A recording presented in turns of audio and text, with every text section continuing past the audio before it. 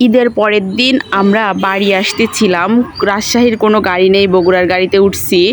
ওঠার পরে মাঝ রাস্তায় এসে গেছি, মানে টাঙ্গাইল পর্যন্ত আসছি। এর মধ্যে গাড়িতে অনেক জোরে একটা শব্দ হইছে, মানে টায়ার বাস্ট হয়ে গেছে।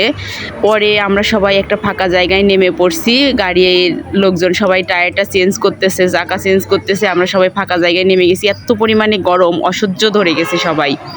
এর মাঝখানে একটা পাগলি এখানেই থাকে, তার হাতের সাথে একটা কি যেন বাঁধা ছিল, হাতটা ফুলে একদম অন্যরকম হয়ে গেছে, হাতের নখগুলো অনেক বড় বড় হয়ে গেছে।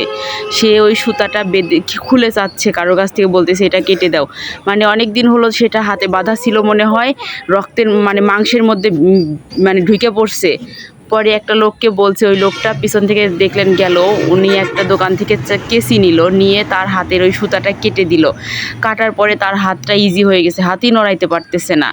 পরে যাওয়ার সময় পাগড়িটা অনেক ভালো ছিল, তাকে অনেক সালাম দিয়ে তারপরে অনেক কথা বলে চলে গেল।